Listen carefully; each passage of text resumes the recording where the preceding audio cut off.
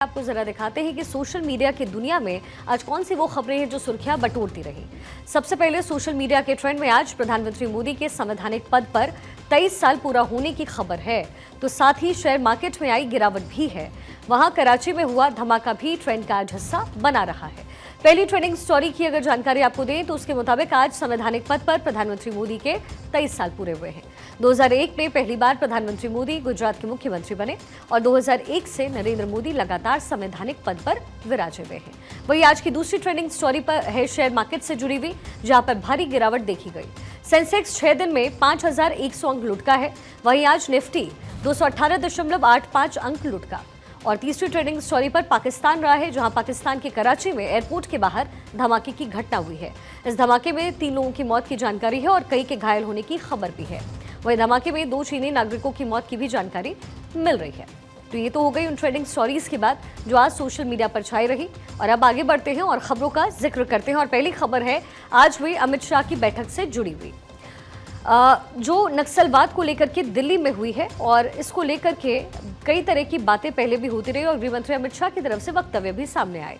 साल 2014 से पहले जो नक्सलवाद देश के लिए सबसे गंभीर आंतरिक खतरा माना जाता था, आज मोदी सरकार की कोशिशों ने और नक्सलवाद पर प्रहार ने उसे घुटनों पर ला दिया है। और अब अपने वजूद की आखिरी लड़ाई लड़ रहे नक्सलवाद को जड़ से मिटाने के लिए केंद्र सरकार ने आखिरी वार की तैयारी की है। इसी कड़ी में आज केंद्रीय गृह मंत्री अमित शाह ने नक्सलवाद के मुद्दे पर एक अहम बैठक की। गृह मंत्री शाह की इस बैठक में 8 नक्सल प्रभावित राज्यों के मुख्यमंत्री को बुलाया गया, जिसमें 6 मुख्यमंत्रियों ने हिस्सा लिया, तो साथ ही केंद्रीय मंत्रालयों के 5 केंद्रीय मंत्री और उच्चाधिकारी भी बैठक का हिस्सा बने। सबसे पहले आपको बता देते हैं कि अमित शाह की मीटिंग में किन किन राज्यों के मुख्यमंत्री शामिल हुए। इस बैठक में छत्तीसगढ़ के मुख्यमंत्री विष्णुदेव साय सम्मिलित रहे। साथ ही मध्य प्रदेश के सीएम मोहन यादव भी बैठक का हिस्सा बने। तेलंगाना के मुख्यमंत्री रेवंत रेड्डी और ओडिशा के सीएम मोहन चरण मांझी भी बैठक का हिस्सा रहे। वहीं आंध्र प्रदेश के सीएम चंद्रबाबू नायडू और महाराष्ट्र के मुख्यमंत्री एकनाथ शिंदे भी इस बैठक का हिस्सा बने। दिल्ली में गृह मंत्री अमित शाह के साथ हुई इस बैठक के बाद महाराष्ट्र के मुख्यमंत्री एकनाथ शिंदे की प्रतिक्रिया भी सामने आई, जो ये दावा करते हुए नजर आए कि महाराष्ट्र में नक्सलवाद अब खात्मे की तरफ जा रहा है। केंद्रीय गृह मंत्री अमित शाह जी इन्होंने बैठक बुलाई थी सभी राज्यों की, और जहां पर उग्रवाद है वैसे प्रभावित उग्रवाद से प्रभावित राज्यों को बुलाया था। और निश्चित रूप से विकास और सुरक्षा इस पर चर्चा हुई है। 2026 तक ये उग्रवाद खत्म होना चाहिए, ताकि आदरणीय मोदी जी का जो सपना है कि 2047 विकसित भारत 2047, इसको हमें सपना पूरा करना है। तो नक्सलवाद को पूरे देश में से खत्म करना चाहिए। और महाराष्ट्र इसमें सबसे आगे रहेगा, क्योंकि महाराष्ट्र में आज उत्तर गढ़चिरोली है, वहां पर कोई नक्सलवाद नहीं है। कई जगह पर बचा हुआ है, वो भी नक्सलवाद हम खत्म करेंगे। देखिए, पिछले 10 सालों से नक्सलवाद को खत्म करने के लिए केंद्र सरकार लगातार अभियान चला रही है, जिसका असर जमीन पर नजर भी आ रहा है। 2014 में जहां पर 16 राज्यों के 161 जिले नक्सल से प्रभावित थे, वहीं 10 साल बाद नक्सलवाद सिर्फ 9 राज्यों के 38 जिलों में सिमट कर रह गया है। अभी की अगर बात करें तो नक्सलवाद देश के सिर्फ 8 राज्यों में सिमट करके रह गया है। इनमें सबसे ज्यादा जिले छत्तीसगढ़ के हैं, जहां पर 15 जिले नक्सलवाद से प्रभावित हैं। ओडिशा के 7 जिले भी नक्सलवाद की चपेट में हैं। झारखंड की 5 और मध्य प्रदेश के 3 जिले नक्सल प्रभावित हैं। केरल, महाराष्ट्र और तेलंगाना के 2-2 जिले नक्सल प्रभावित हैं, जबकि पश्चिम बंगाल और आंध्र प्रदेश के 1-1 जिले में नक्सलवाद का असर है। वहीं नक्सलवाद को खत्म करने के लिए छत्तीसगढ़ जिला की कोशिशों की सराहना आज गृह मंत्री शाह ने खुद की है। शाह ने भरोसा जाहिर किया कि डबल इंजन की सरकार छत्तीसगढ़ में नक्सलवाद को जड़ से खत्म करने में जुटी हुई है। आज मैं फिर से एक बार छत्तीसगढ़ के मुख्यमंत्री, गृह मंत्री, उनके डीजीपी, उनकी पूरी टीम को हृदय से बधाई देना चाहता हूं, क्योंकि जनवरी से अब तक लगभग 194 नक्सली छत्तीसगढ़ में सुरक्षा बलों के साथ मुठभेड़ में मारे गए हैं, 801 गिरफ्तार हुए हैं और 742 ने आत्मसमर्पण किया है।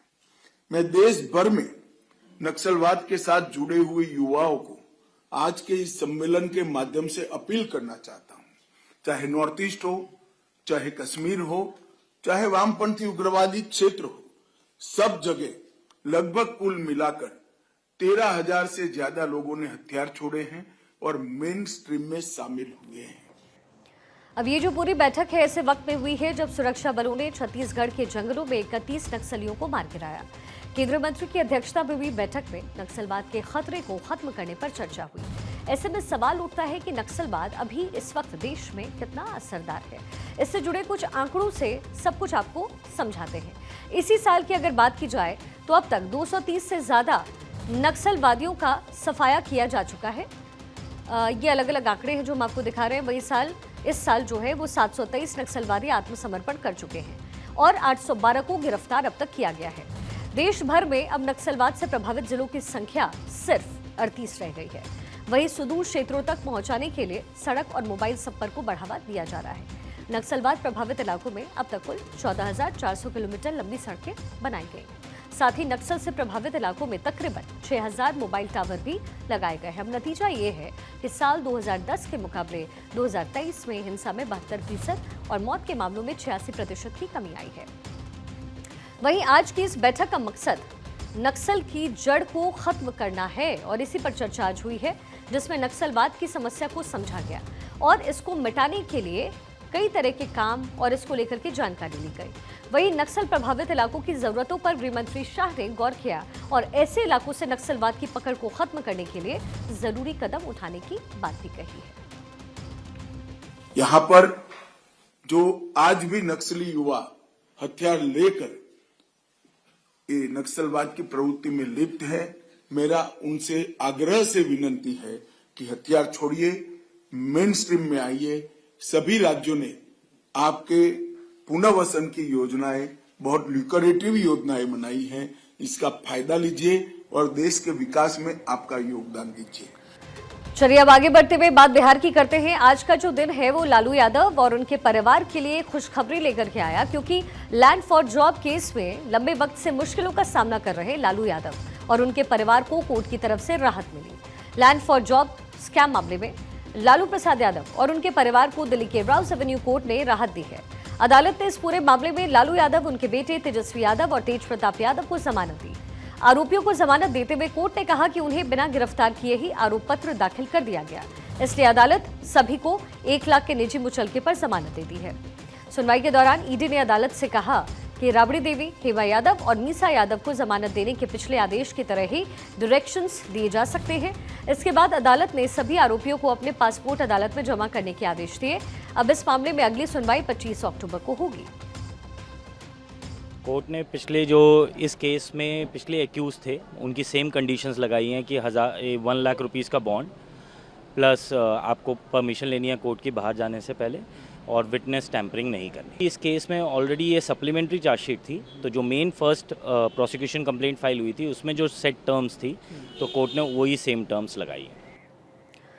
दरअसल ईडी ने चार्जशीट में तेज प्रताप यादव को आरोपी नहीं बनाया था, लेकिन कोर्ट ने तेज प्रताप यादव को समन जारी करते हुए कहा कि तेज प्रताप यादव भी लालू यादव परिवार के सदस्य हैं और मनी लॉन्ड्रिंग में इनकी भूमिका से इनकार नहीं किया जा सकता। कोर्ट ने कहा था कि बड़ी तादाद में जमीन के टुकड़ों और संपत्तियों का ट्रांसफर हुआ है। यादव परिवार ने पद का दुरुपयोग किया है। कोर्ट ने कहा था कि यादव परिवार के नाम पर भूखंड ट्रांसफर हुए हैं। ऐसे में आपको ये भी बता देते हैं कि लैंड फॉर जॉब स्कैम असल में है क्या।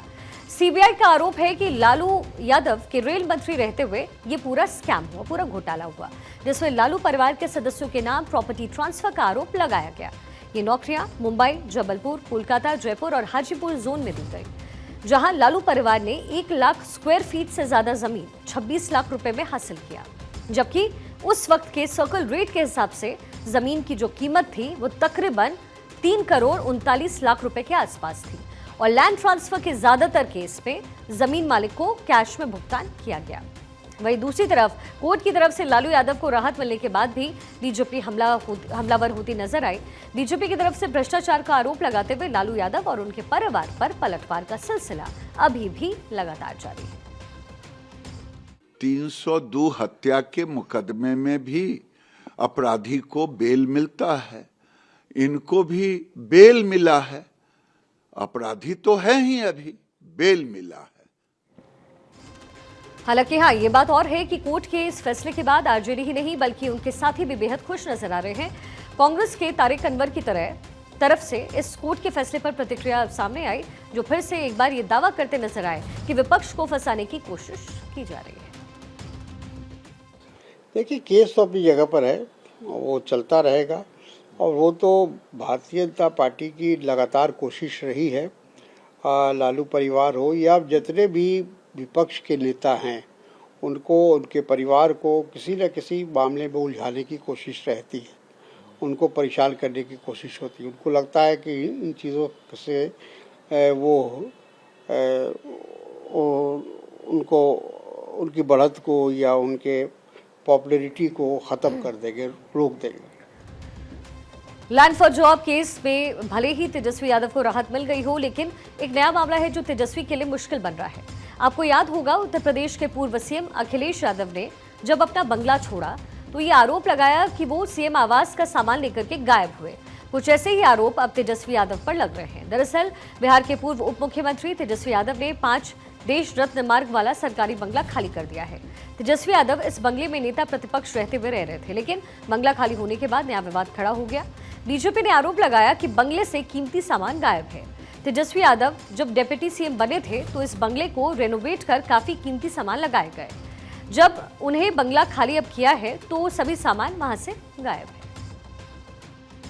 5 देश रत्न मार्ग स्थित आवंटित उप मुख्यमंत्री का जो ये आवास है, आज जब हम लोग यहाँ पर आए हैं क्योंकि सम्राट चौधरी जी को इस आवास में शिफ्ट होना है दुर्गा पूजा के शुभ अवसर पर ही, तब हमने यहाँ पे देखा कि जो बेसिक चीजें होती हैं एक आवास की, वो सारी चीजें यहाँ से गायब हैं, सारी चीजें यहाँ से नदारद हैं। बेडरूम के अंदर से जो हाइड्रोलिक बेड्स थे वो सारे बेड्स यहाँ से गायब हैं। मोटा मोटी जितने भी बेसिक सामान थे यहाँ पे इस आवास को मुकम्मल बनाने के लिए, कंप्लीट करने के लिए, वो सारे सामान को तेजस्वी यादव अपने साथ ले गए हैं, जो एक अपराध है। बिहार के डिप्टी सीएम सम्राट चौधरी को दरअसल ये बंगला आवंटित हुआ है और वो दशहरा के बाद इसमें शिफ्ट होंगे। इसी बीच आरोप लगाया जा रहा है कि तेजस्वी यादव ने बंगला खाली तो कर दिया, लेकिन कीमती सामान ले गए। असल में जिस तरीके से तेजस्वी यादव ने डिप्टी सीएम के बंगले को खाली किया है, कुछ इसी तर्ज पर उत्तर प्रदेश में अखिलेश यादव 2017 में चुनाव हारने के बाद सीएम के बंगले को उन्होंने खाली किया था। मुख्यमंत्री आवास खाली करने से पहले वहां पर खूब तोड़फोड़ मचाई गई। सभी कीमती सामान अपने साथ लेकर के वो चले गए। बंगले में जितनी टोटियां लगी थी वो सभी खोल दी गई, इसलिए उन्हें टोटी चोर कहकर के तंज कसा गया। अब सरकारी संपत्ति को अपना समझ करके ले जाने वालों के लिए टोटी चोर शब्द का इस्तेमाल किया जाने लग गया है। अब दानिश इकबाल ने भी तेजस्वी यादव को टोटी चोर कहा। पटना का 5 देश रत्न मार्ग उप मुख्यमंत्री के लिए अलॉट किया गया है। यही वो मकान है जहां पर उप मुख्यमंत्री के तौर पर तेजस्वी यादव रहते आ रहे थे। हालांकि जब सत्ता परिवर्तन हुआ तो कहा यह गया कि अब सम्राट चौधरी उप मुख्यमंत्री हो गए हैं तो उनके लिए यह आवास उनको खाली करना पड़ेगा। तेजस्वी यादव ने यह आवास खाली कर दिया, लेकिन खाली करने के साथ साथ अपने पीछे छोड़ गए विवादों का बवंडर। आप इस कमरे को देखिए, यह कमरा आमतौर पे ड्राइंग रूम के तौर पे तेजस्वी यादव इस्तेमाल करते थे। ये एसी का पैनल है जिसको खोल कर रखा गया है। आरोप है कि इसको ले जाने की तैयारी थी, जल्दीबाजी में तेजस्वी यादव इसको लेकर नहीं जा सके, इसको यहीं छोड़ना पड़ा। आप देखिए कमरे की हालत क्या है। ये जो सोफा है, सोफा कहा जा रहा है कि ये पुराना सोफा है। पहले यहाँ पर नए सोफे लगाए गए थे, लेकिन सारे नए सोफों को हटाकर यहाँ पुराना सोफा लगा दिया गया है। तो बिहार में अब इस बंगले पर पॉलिटिक्स शुरू हो गई है। हालांकि तेजस्वी यादव की तरफ से अभी तक कोई बयान सामने नहीं आया।